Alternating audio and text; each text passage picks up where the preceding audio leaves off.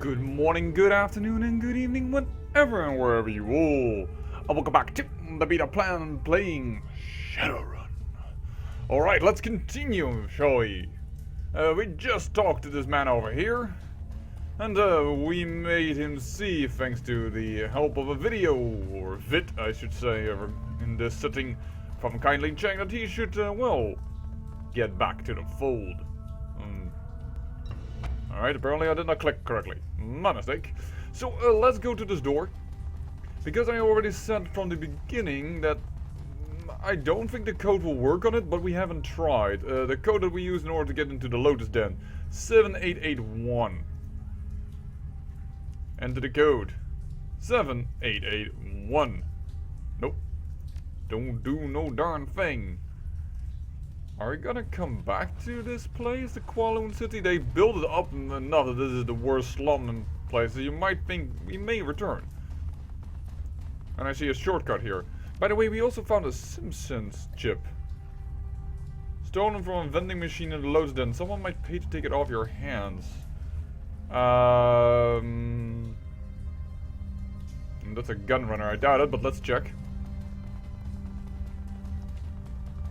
Normally this game has pretty normal logic, so I doubt that he wants it. Yeah, let's walk behind him in order to give that. No. Don't see an option. Alright. I know that's the way out, but I want to see topside with the other two people. Other two merchants, if they might buy the Simpsons chip. It would be a bit annoying if it is them, because I can imagine a lot of people going out of here before they actually, well, wanna come back. Not the old man. Where was that merchant? Somewhere around here, I think. There. Because this had nothing. This was a merchant.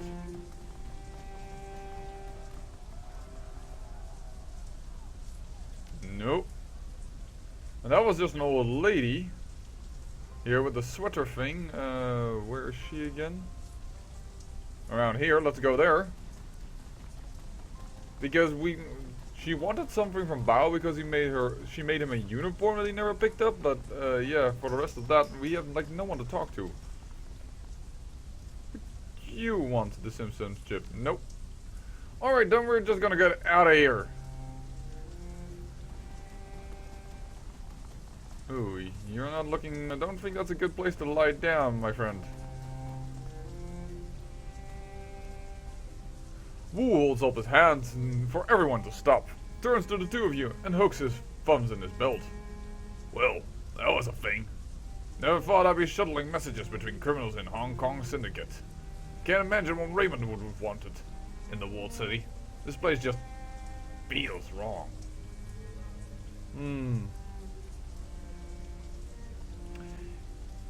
It must have been important. He flew all the way here. Hired runners for an escort. But why? This place makes you feel like your life has no value. Like there's just no point to anything. He sighs and looks at your companion. Great life you have here. Isabel ignores the barb. She's too pleased. I can't believe it. We actually delivered Auntie's message without anyone dying. I've had enough of trials. Let's get out of this pit. I'm with you, Gansho. I don't need to see this place ever again. Gansho? Seriously? Wu goggles, pouring down at Isabel. That's not gonna stick, is it? Well, let's return to Hayoi. We looked everywhere in order to see if we could sell the Simpsons chip. We cannot. But seeing the fact that our foster father went into Kowloon City, I assume we'll return there, and that's where we also can then probably open up that door. Once again, I'm playing this just as blind as you might be playing it, though, well, seeing that I only do one episode a day in order to not to, well, explode your inbox with videos, I'm a little bit behind the curve. Oh well.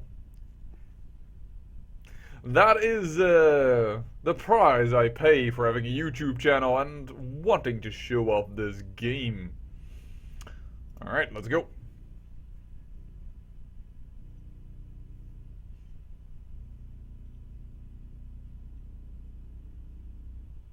By the way, I'm not reading out this thing again because I have the feeling this is the exact same text as before.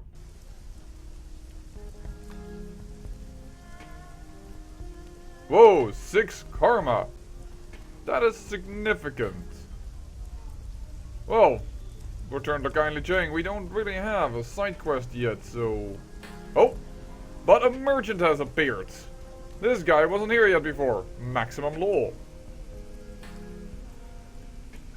Bins of electronics crowd every dry patch of deck space on this rusty old boat. A young man wearing bulk virtual reality goggles glances your way for a moment, then turns away in disdain. I'd like to look at your tech. He doesn't even look at you. Shop's closed, get lost. Oh. Okay. Probably need even more street cred to get into there. Where the heck is the magical shop though? I mean, we are magic and we can't even buy shite. I also noticed, by the way, that there was a little path off the south I hadn't checked yet. So, but let's talk to Kindly Cheng. Kindly Cheng watches you closely as you walk across the Mayong parlor. As you approach her, her lieutenant leans in, brings her mouth close to the Triad boss's ear. Cheng smiles and nods, her eyes never leaving you. There's a twinkle in the straw-sandaled eyes. I have heard from Bao. He got my message very clearly, and I understand there were no casualties created during your little delivery run. I am pleased and surprised. Isnobel did a great job of guiding us, I could say, but then again, I want to give myself as a pat on my back. He gave simple instructions. Wouldn't take an idiot to mess it up. Oh, why? A wry grin. You'd be surprised how many idiots I have to deal with on a day-to-day basis. My message was delivered, and Stranglamau is back in the fold, earning for me. As far as I'm concerned, our transaction is complete. While you were gone, I set the wheels in motion to wipe your identities. She pulls out her PDA, stabs a button with a lacquered fingernail. The order has been sent. Congratulations, you are now sinless. Shadow people. Wu exhales heavily. His eyes remain focused straight ahead, but his shoulders sag. Well, that was pretty cheap. I expected us to do more than just a little run. Well, I guess that's done. Yeah, I guess so, but I'm not. Wu pulls himself up to his full height. Whoever gave the kill order on Carter also forced us to give up our identities, and took Raymond. Wu sets his jaw firm. That's all I can think about. Finding who did this. Finding Ray. Kindly Cheng holds up a hand. While I was working to get your sins burned, I also had my network look into Raymond Black's disappearance. She rests her PDA on the Mayong table facing you. The Triad's boss tongue slips from her mouth as she looks over the top, hunting for the right button on its upside-down interface. She finds it and looks up at you again. I have news to share with you, my darlings. The kind you won't like. Raymond Black is dead. She taps the button and a recorded newscast appears on the screen. Raymond's photograph appears on the screen behind a reporter standing on the docks in the Victoria Harbour. It's a picture you've seen before. A professional portrait taken from the press release about a youth center he was opening in the Redmond Barrens. Under Raymond's photos, other words, Seattle man killed. Another shooting involved the police department. A Seattle community organizer and industrial engineer was apparently shot and killed while resisting arrest at Victoria Harbour last night. HKPF police reported the UCAS man, Raymond Black, was behaving erratically and would not respond to police orders to surrender. Set up. No additional information regarding Black or why he was traveling to Hong Kong are available. Police have stated that due to this shooting's proximity to last night's shootout with the White Star, the investigation must remain confidential and no other details are being revealed at this time. Kindly Cheng taps the button again and the video closes. Wu puts his hand to his face. This just keeps getting worse. This definitely isn't getting any better. Raymond's dead. Dead. Wu puts his hands over his mouth, trying to process the information. He sways, and for a moment it looks as if he's going to pass out. Isabel reaches out to Wu, thinks better of it, and pulls her hand. Sorry for your loss. I never had a father, so I don't know what it's like to lose one, but... well, sorry. You okay, Duncan? I don't think so. I don't think I'm gonna be okay for a long time, Quinn. Kindly taps the video closed. She hunts around the keypad and selects another button. I'm afraid that's not all, my darlings. This is security footage from Victoria Harbour from last night. You'll find it contains contradiction. The PA shows silent, grainy video footage of Raymond sitting in the tea shop, flanked by 2 guards. He's looking down at something in his hands, completely distracted. This is the opening scene that we've seen on the opening video. The footage continues as the camera displays several black-clad figures entering its field of view from different angles, guns ready. A tall, sharp-dressed man in a suit walks briskly towards Raymond, flanked by 2 more. Raymond stands to face him, and the camera gets a clear view of the suit's face.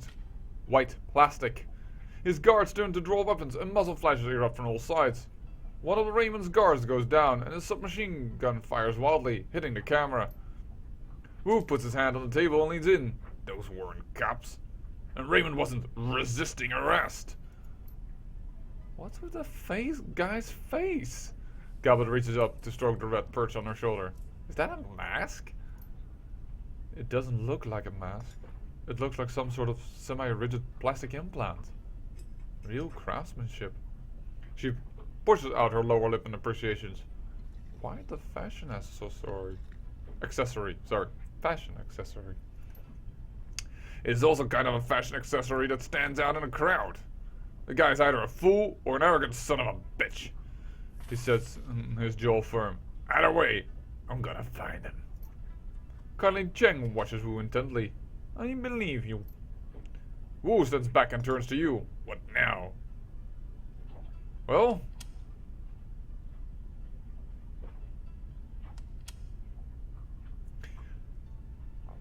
No, we need answers first. We're not going to kill him. Well, but I don't want to hide him, in principle. We find out who is the plastic-faced man is. Then we get some answers. With what resources? Cheng's eyes sparkle. I'm afraid there are some facts you are going to have to face. She puts on a grave face. You are alone in this country. No network, no money, no identity. I can protect you from the police, but how would you go about discovering what happened to Raymond without me? How would you survive? This is a topic that requires serious consideration. Yeah, she is ham-fisting us to work for her. Big surprise. Kindly wipes her hand across a stack of tiles, spreading the ivory-colored pieces across the table. You've had a very long night, my sweets. Very long. And frankly, you all look like shit. Rest now. I promise you safety in my town for the night. We talk about the plastic-faced man tomorrow. Kindly justice to Gobbet and his Nobel. Ladies, go find our new friends a place to bed down in the rat's nest squat boat you call home. We'll talk after you've slept. Figure out the next steps together. Yes, Auntie. Yes, Auntie. Rest, nest, squat boat? We call it the boat hole. It's the abandoned trawler we call home. Isabel tries to smile. It's homey. Meet you there. Let's go, Quinn. I'm beat to hell.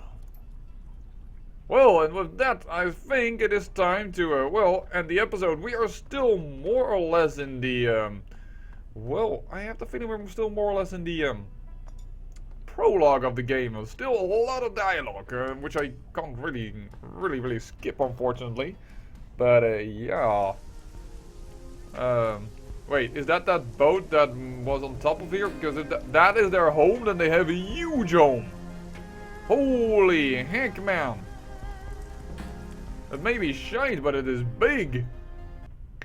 You two can bunk here for a while. She nods with her nose towards a hatch. You've each got a head to take care of. You've each got a head to take care of your necessaries. Try to knock before you enter someone else, okay? Seriously. Oh. Okay. I know the drill. Wu turns to you. Stinks of just like that place we squatted at on Leary Avenue back when we were kids. The one with that Astlin family and their dog. You hated that dog. He kept digging on my food stash. No matter where I hid it, he'd find it and scarf down a week's worth of grub. He wipes his nose with a gloved hand. Still, it was sad what happened to him. And the family. No one should go down that way. He stretches, and his spine pops like a handful of firecrackers. I think I've been up for something like 36 hours straight. He drops his arms, and this has been one shit stain of a day. Time to end it. The orc turns to you, raises an eyebrow. Anything you need before I leave you? Anything you need before I leave you to it? Is it just you and Isnobel living here? Yeah. Goblet mouth screws up a bit. Now that Nightjar and Gutshot are gone, it's just us. The squeal of metal grinding on metal rips through the boat. It sounds like it's coming from the level below. And the creepy Russian guy renting the engine room downstairs. Nothing to worry about. He mostly keeps to himself. She checks her PDA. He'll stop soon. He's usually quiet by now. Okay, we're going to have a talk with that guy, that's for sure. How